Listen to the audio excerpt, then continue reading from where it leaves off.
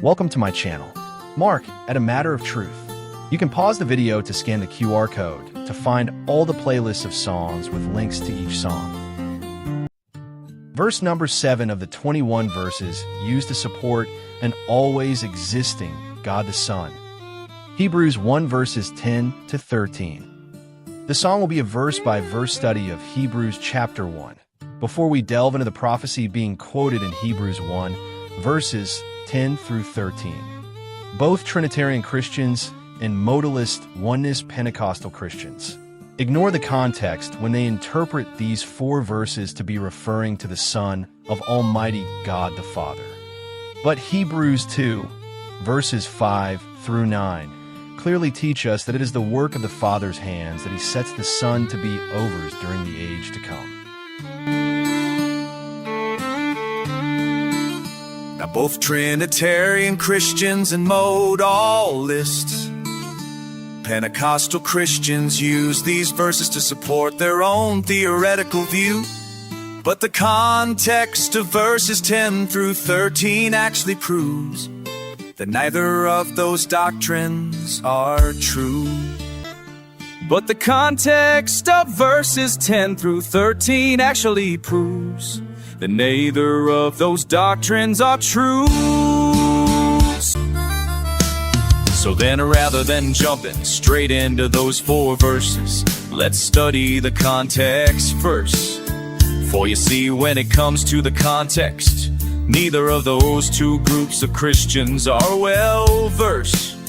Now Hebrews 1, verses 1 and 2 are just for Trinitarians, because modalists simply don't care. For you see, they believe the Son is the Father Himself, but they miss the fact that the Son is the heir. They believe the Son is the Father Himself, but they miss the fact that the Son is the heir. But before we delve into the fact that the God of Jesus made the worlds for Him to inherit, let me explain verses 1 and 2 to all the Trinitarians who their Trinity doctrine they simply parrot. 1 clearly teaches that in the Old Testament, God only used His prophets to speak. And that means that not even a single word was spoken by the Son. Until this truth Trinitarians freak. Trinitarians freak out, because if they admit this is true, then they can no longer honestly use all those theophanies they have taught to me and you.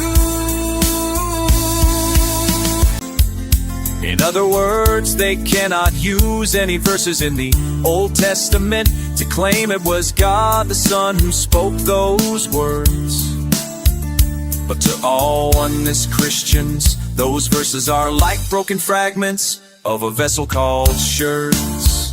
Let me explain what I mean by worthless fragments that do not prove a thing. How can the Son be the eternal King if it was His God who set Him to king? Become a king.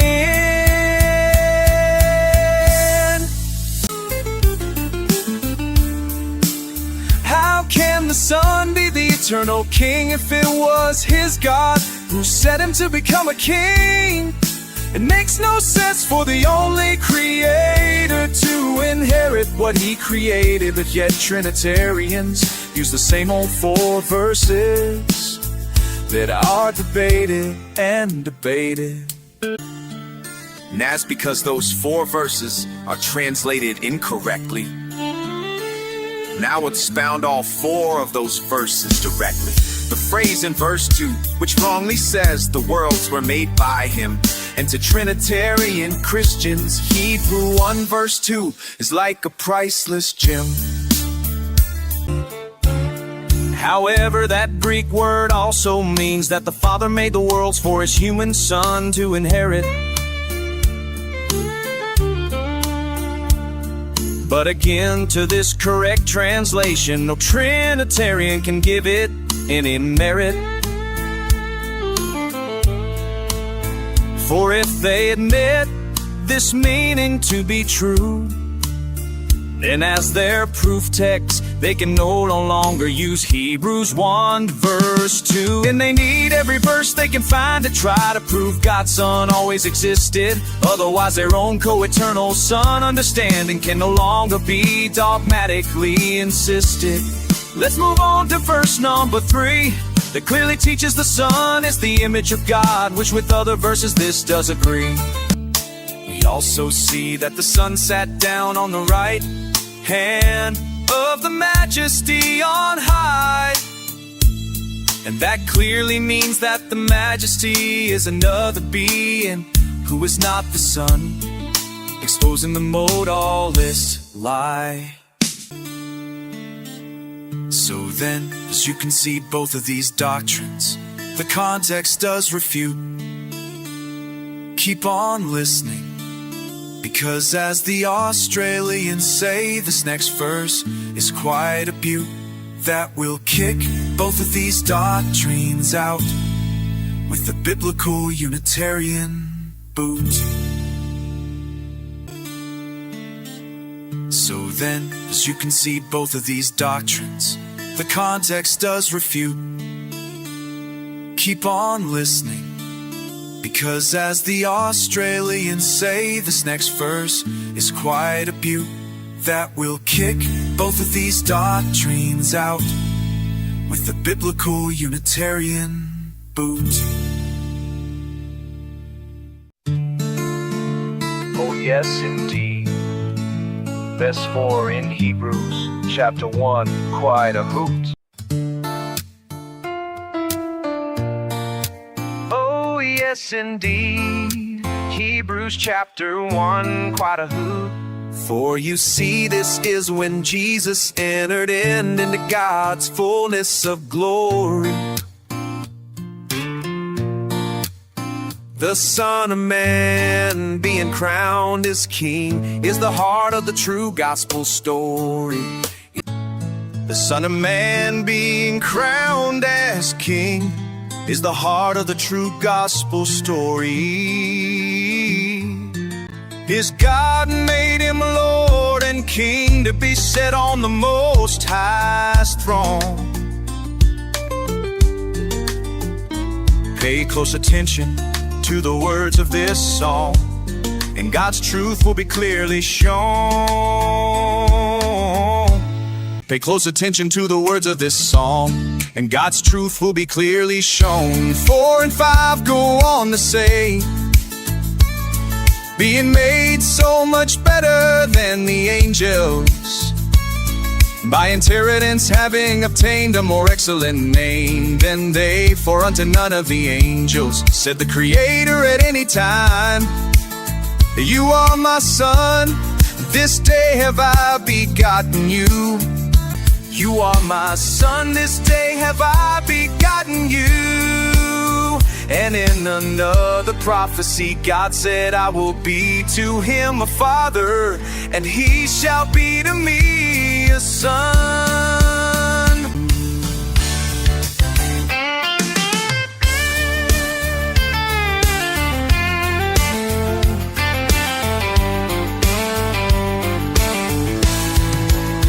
Verses 4 and 5 go on to say, being made so much better than the angels,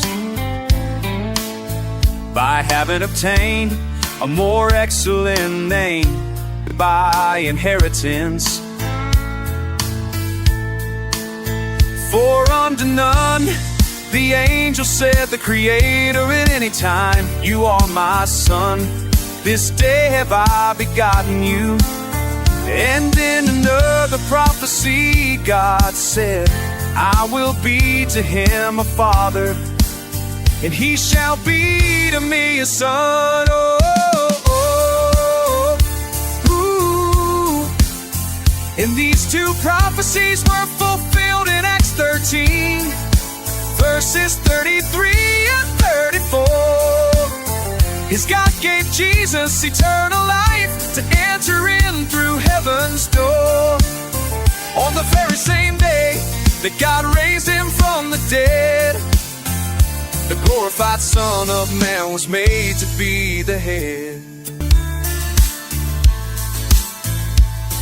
On the very same day that God raised him from the dead, and over the Father's new creation, the glorified Son of Man was made to be the head.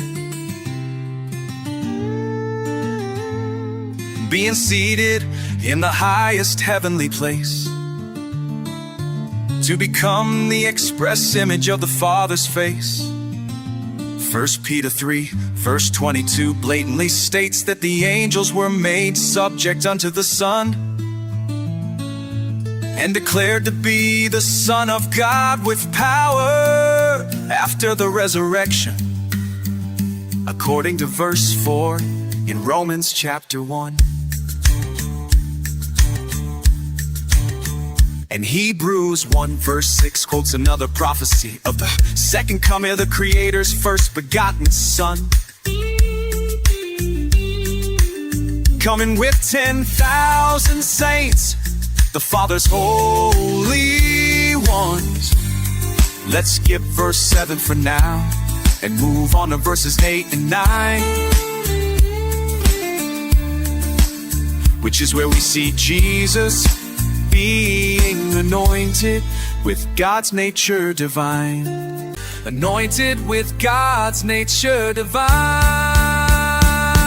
Oh, but unto the Son he said, your throne, O God, is for an age to an age. Speaking of the authority in the Father's name for 2 ages, this world and the one to come. But unto the Son he said, your throne, O God, is for an age to an age.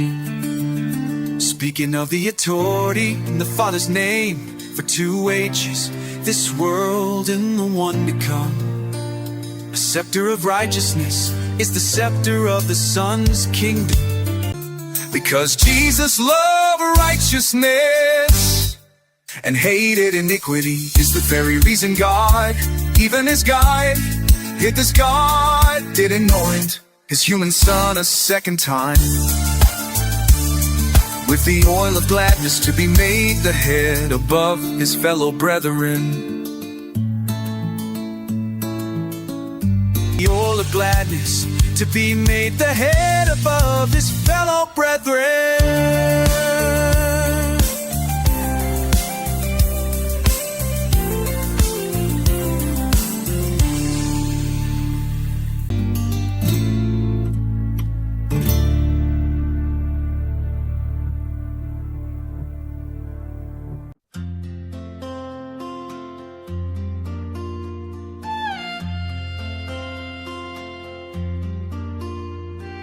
Now that you have heard the true God intended meaning of Hebrews 1, verses 1 through 9, and how the human Son of God was made to become divine,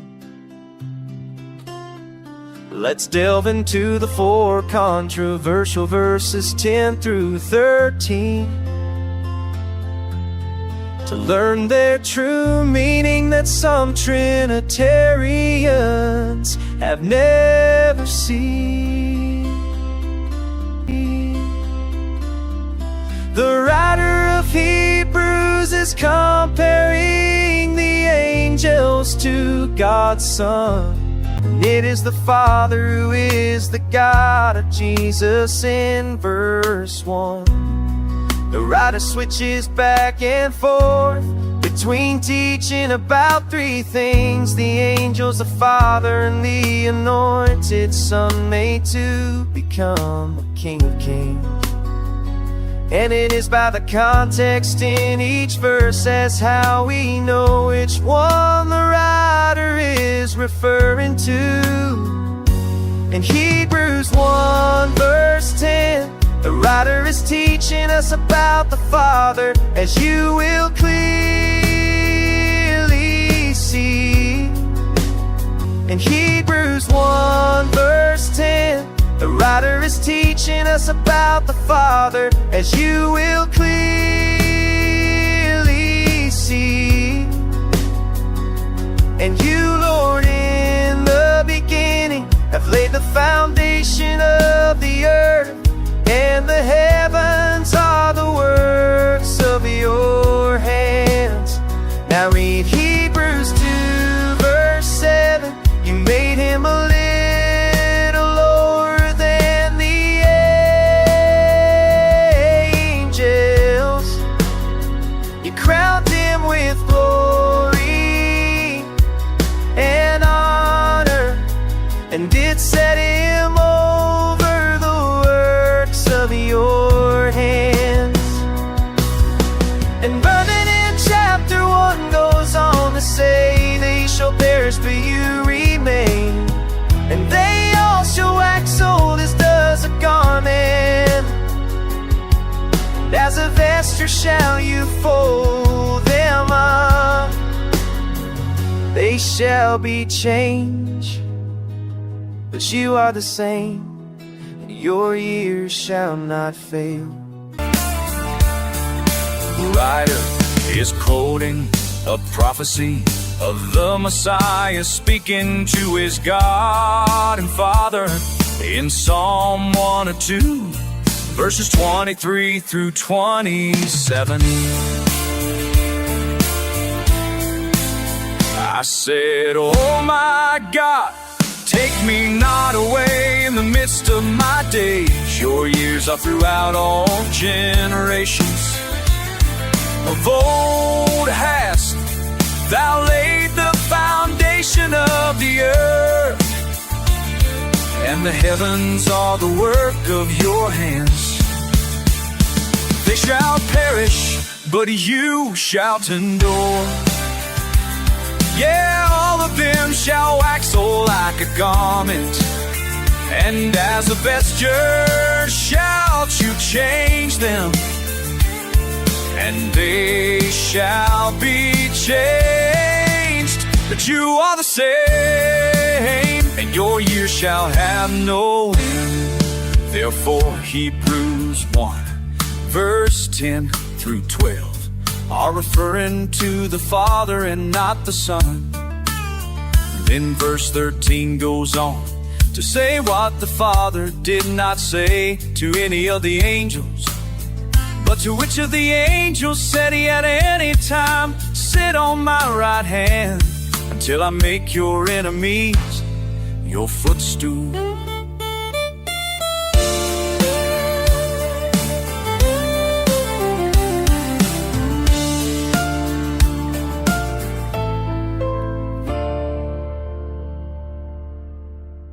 Thanks for watching.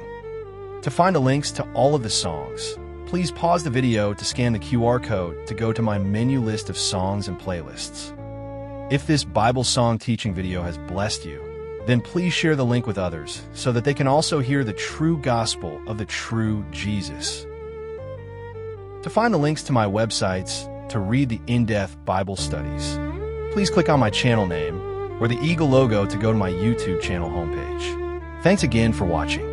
Please be sure to subscribe and ring the bell in order to be notified when I post a new video.